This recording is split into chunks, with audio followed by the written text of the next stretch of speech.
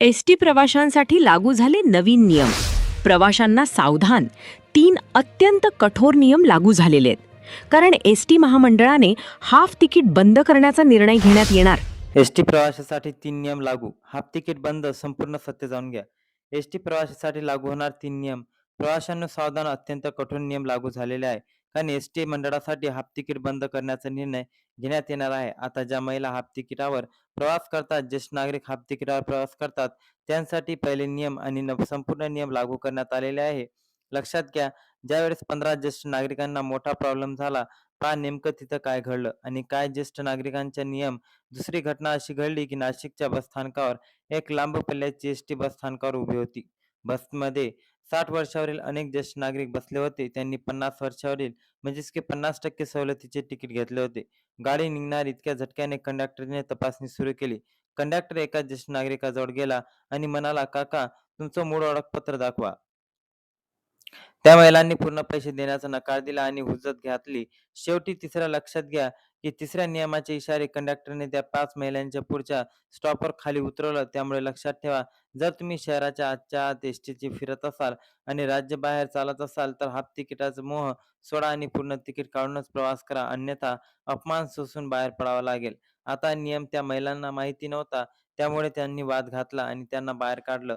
पण दुसरी घटना नाशिकमध्ये अशी घडली, की लक्षात घ्या, दुसरी घटनेमध्ये महिलांनी वाद घातल्यास सुरुवात केली. "आम्ही तर याच तिकिटावर जात आहे." पण अधिकाऱ्यांनी स्पष्ट केलं, की नव्या नियमानुसार जर तुम्ही कल्याण, पुणे, पिंपरी चिंचवड किंवा कोणत्याही महानगरपालिकेच्या अंतर्गत प्रवास करत असाल, तर एसटीची कोणतीही सवलत लागू होणार नाही. तिथे तुम्हाला 100% पूर्ण तिकीट घ्यावे लागेल. इतकेच नव्हे तर बस स्थानकावर किंवा बस राज्याची सीमा ओलांडून दुसऱ्या राज्यात जात असेल, तर बॉर्डरवर पार करताच सवलत आपोआप रद्द होऊन जाईल. म्हणजेच की तुम्हाला संपूर्ण पैशाची तोडे तुम्हाला भरणं आवश्यक आहे. त्यातली पहिली घटना पुण्यात घडली. त्यात सगळ्यांना चक्रावून सोडलं. जेव्हा राज्याने लक्षात घ्या, रोजच्या प्रमाणे एसटी बस स्टँडवर निघून गेली. बसमध्ये 5 महिला प्रवासी होत्या. त्यांना एसटी मंडळाच्या योजनेनुसार 50% सवलत तिकीट मागितली.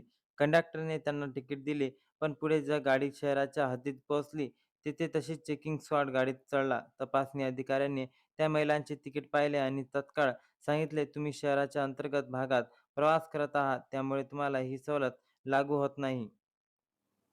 तुम्हाला एसटी प्रवास करायला असेल, तर तुम्ही काय काळजी घ्यायची, संपूर्ण माहिती आपण घेतोय. एसटी महामंडळाने प्रशासनाचे नवीन नियम लागू केलेले आहे. नियम पाळले नाही तर एसटी बसता येणार नाही. 2 कागदपत्र जर दाखवली तर हाफ तिकीट देण्यात मिळणार नाही. एक जी-आर आला आहे, तो पुढील महिन्यात चालू होईल आणि हा महिना चालू झाला आणि त्यानुसार तुम्हाला आता खरं तर लोकांना भरोसा नव्हता, पण तिथे 3 घटना घडल्या. सर्वात भयानक घटना घडली कोल्हापूरमध्ये, जिथे नियमांचे उल्लंघन करणाऱ्या एका प्रवाशांनी थेट पोलीस स्टेशनमध्ये रवानगी करण्यात आली.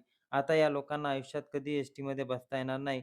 होय, अतिशय कठोर नियम जे आत्तापर्यंत नव्हते, ते लागू झालेले आहे. कोणते ते 2 कागदपत्र आहे, जेवढे ते तुम्हाला जवळ ठेवायचे आहे. कोणते नियम लागू झालेले आहे.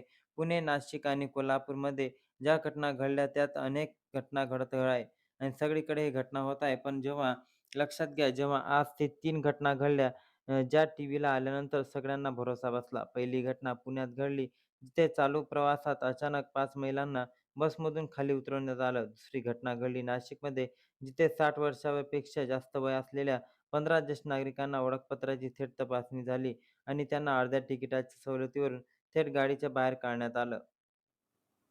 तर लक्षात घ्या, दुसरा नियम असा आहे, की लोकांसाठी आहे, जे दररोज एसटीने प्रवास करतात. तर तिसरा नियम हा खास करून पुरुष प्रवासासाठी आहे. आता हे 2 कागदपत्रे जर तुमच्याकडे नसतील, तर तुम्हाला एसटी कुठलीही सवलत मिळणार नाही. जर तुम्हाला एसटीमध्ये बसता येणार नाही. खरं तर हा महिना सुरू होताच एसटी महामंडळाने एका जी-आरच्या माध्यमातून ही माहिती दिली आहे. पण लोकांना लक्षात घ्या, लोकांना याच्यावर भरोसा बसला नाही. लोक म्हणत होते. दुसरी गोष्ट म्हणजे, जर तुमच्या कुटुंबात 60 वर्षामध्ये ज्येष्ठ नागरिक किंवा लहान मुले असतील, तर त्यांचे वय सिद्ध करणारे मूळ दाखले किंवा ओरिजिनल आधार कार्ड नेहमी त्यांच्याजवळ असणे राहू द्या. अनेकदा लोकं गडबडीत मोबाईलमध्ये अस्पष्ट फोटो दाखवतात व नाशिकच्या घटनेत प्रशासनाने अत्यंत पाऊल उचलले आहे आणि ओरिजिनल ओळखपत्र नसेल, तर तो फसवणुकीचा प्रकार मानला जाईल. तिसरी अत्यंत महत्त्वाची पायरी म्हणजे, ज्या मार्गावर प्रवास करत असाल, लक्षात घ्या, ती पहिली गोष्ट म्हणजे जेव्हा तुम्ही एसटीने प्रवास करायला घराबाहेर पडले, तर तुमच्या खिशातील किंवा पर्समधील मोबाईल फोटोऐवजी मूळ म्हणजे ओरिजिनल ओळखपत्र सोबत ठेवा. आधार कार्ड, पॅन कार्ड किंवा मतदान कार्डाची मूळ हार्ड कॉपी तुमच्याकडे असणे अत्यंत अनिवार्य आहे. लक्षात घ्या, कारण की जर तुम्ही मोबाईलमध्ये फोटो दाखवला किंवा झेरॉक्स प्रत दाखवली, तर चेकिंग स्पॉट तुम्हाला कोणतीच सवलत देणार नाही आणि तुम्हाला थेट बसमधून उतरवतील आणि तुम्हाला दंड सोसावा लागू शकतो. डिजिटल फोटो किंवा झेरॉक्स चालणार नाही. सवलतीचे नियम तपासा. लोकल सिटी प्रवास करताना आणि राज्याबाहेर जाताना सवलत मिळणार नाही याची नोंद घ्या. शिस्त पाळा. बसमध्ये धूम्रपान, मद्यपान किंवा कर्मचाऱ्याशी हुज्जत घालणे थेट तुरुंगात पोहोचू शकते. मित्रांनो, जर तुम्हाला एस-टी मंडळाच्या नवीन नियमामुळे होणारा मद्यपान टाळायचा असेल, तर अतिशय सुरक्षितपणे प्रवास करायला असेल, तर आजच या 4 सोप्या गोष्टी नक्की आठवण करून घ्या. हे 3 नियम टाळून सुरक्षित प्रवास करायचा पुरुष कोणतीही खुशखबर आहे. तसे लक्षात घ्या, पुरुषासाठी कोणती खुशखबर आहे जाणून घ्या शेवटच्या भागात. एस-टी महामंडळाने स्पष्ट केले आहे, की प्रवाशांच्या सुरक्षिततेसाठी आणि सरकारी महसुलीचे नुकसान टाळण्यासाठी हे नियम लागू करण्यात आलेले आहे. अत्यंत कठोरपणे राबवले जाणार आहे. सुरक्षित प्रवासासाठी या गोष्टी नेहमी लक्षात ठेवा. 2 ओळखपत्रे नेहमी सोबत ठेवा. मतदान कार्ड, पॅन कार्ड किंवा ओळखपत्राची मूळ ओरिजिनल हार्ड कॉपी खिशात नेहमी असू द्या. कारण की पूर्वी असा प्रसंग प्रवाशाला फक्त पुढच्या स्टॉपवर उतरवून दिले जायचे. पण आता नियम क्रमांक 3 लागू झालेला आहे. कंडक्टरने थेट चालकाला गाडी जवळच्या पोलीस स्टेशनकडे घेण्यास सांगितले. गाडी थेट पोलीस ठाण्यात आवारात थांबली. बसमध्ये महिलांनी गैरवर्तन करणे, मद्यपान करून प्रवास करणे, गुटखा, तंबाखू खाऊन बसवर घाण करणे किंवा कर्मचाऱ्याशी हुज्जत घालणे हा आजमीन पात्र गुन्हा ठरवण्यात आला आहे. त्या प्रवाशाला गाडीतून ओढून थेट पोलीस कोठडी टाकवण्यात आलेली आहे आणि त्यांच्यावर जिथे रीतसर गुन्हा दाखल झालेला आहे, हे लक्षात घ्या. तो बाजूच्या सीटवर बसलेल्या महिला प्रवाशाकडे विचित्र पद्धतीने पाहत होता आणि आजच्या भाषेत पुटपुटत होता.